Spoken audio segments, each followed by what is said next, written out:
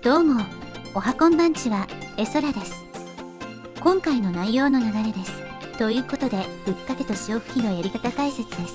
内容的にアウトにならないように気をつけますが、CG における液体表現の基本を学ぶためのチュートリアルなんです。なので実はすごく真面目な内容なんです。学ぶ上で退屈にならないようにセクシーにしてるんです。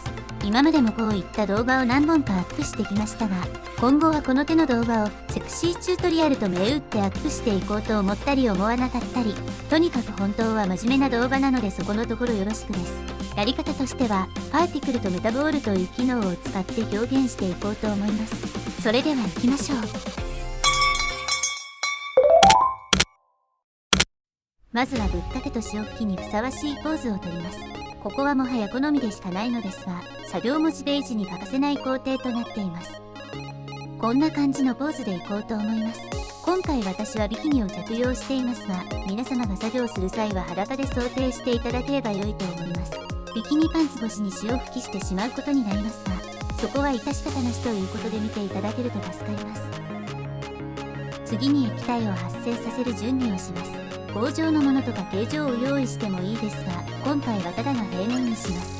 パーティクルタブの中にあるここのプラスマークを押して、パーティクルシステムを通過して再生ボタンを押せば、とりあえずパーティクルが発生する状態になります。ちなみにパーティクルは面の表から発生しますので、発生させたい方向が表になるようにしておきましょう。初期設定だと丸い物体が発生していますが、これを液体っぽいものに置き換えます。ということでシフト+Aからメタボールを追加します。種類はボールで良いでしょう。メタボールというのは筒状のメッシュのように編集で形状を整えるのではなく、このようにメタボール同士が近づくことによってお互いが影響し合いつながったりして形状が変化します。今回のメタボールは参照用オブジェクトなので邪魔にならないよう適当に小さくして隅っこに移動しておきます。ここでパーティクルで発生させるものをこのメタボールに指定します。ここのレンダリング方法のハローの部分をオブジェクトに変更。すぐ下にインスタンスオブジェクトの項目が出現するので、ここの項目で先ほど追加したメタボールを指定します。ここで再生を押すと、こんな感じにうまくパーティクルが発生していない場合があります。ここのスケールの項目が小さすぎるので適当に大きくします。ドロドロな感じになりましたね。ちなみに参照元のメタボールを非表示にすると、発生したパーティクルも非表示になってしまいます。現状だと面全体からパーティクルが発生しています。しかし今回やりたいこと的には1点から発生するようにした方が良いと思います。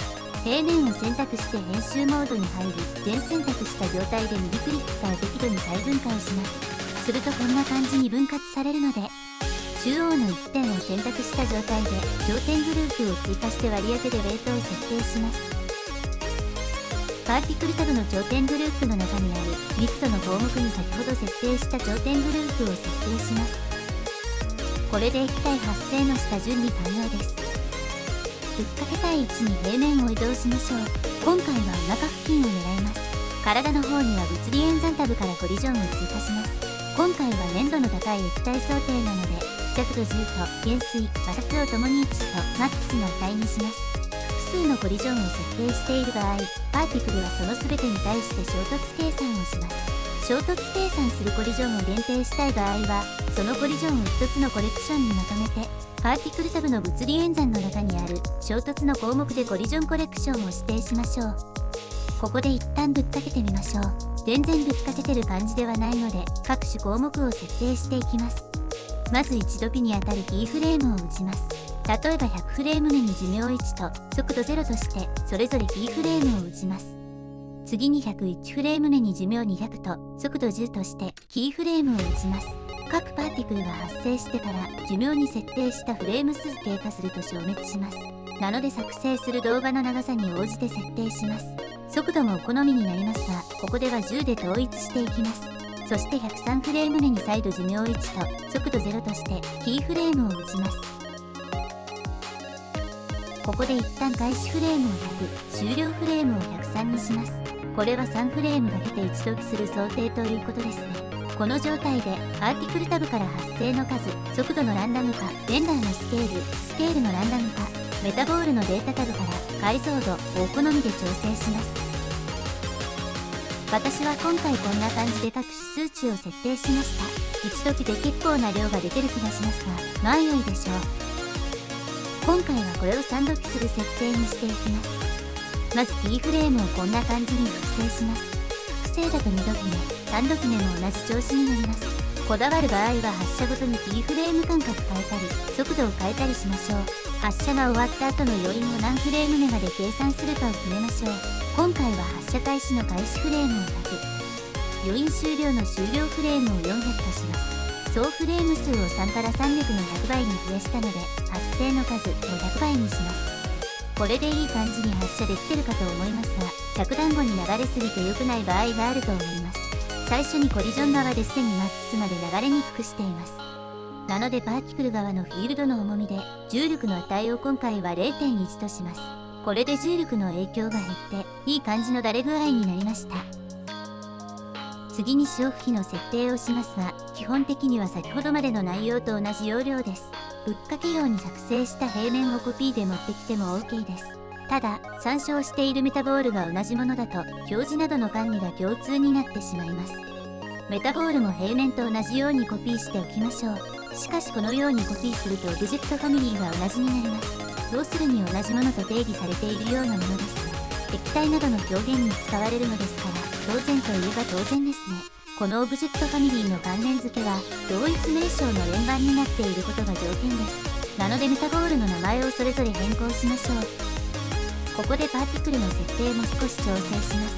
ただこのまま調整してしまうと、ぶっかけの方の設定も変更されてしまいます。割り当てられているパーティクルが同一のものになっているので、新規作成してから調整します。まず参照オブジェクトを先ほどのメタボールに変更します。次に潮吹きは天に向かって噴射させますので、フィールドの重みの重力は1にします。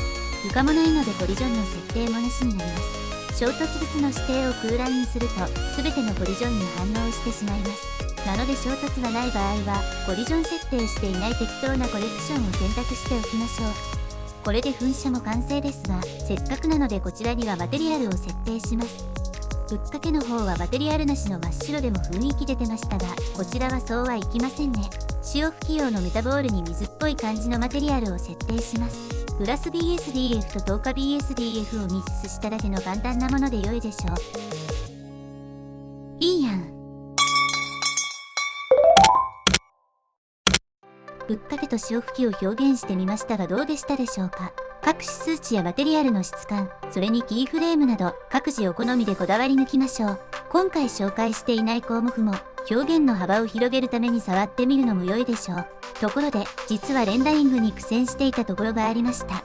最終的にはビューで動画をレンダリングでレンダリングしたんですが、通常のアニメーションレンダリングだとパーティクルが描画されませんでした。パーティクル物理演算をベイクしたり、パーティクルシステムがレンダリングオフになっていないか確認したり、結構確認したんですけど解決できませんでした。もし心当たりがある方いましたら、コメント欄でお教えいただけるとすごく嬉しいです。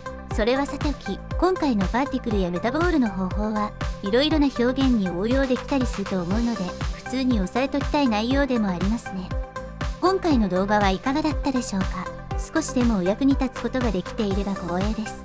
コメントや高評価していただけると今後の励みになってとても嬉しいです。チャンネル登録なんてしてもらえたらさらに喜びます。ということで、ここまでご視聴ありがとうございました。では次回の動画でまた会いましょう。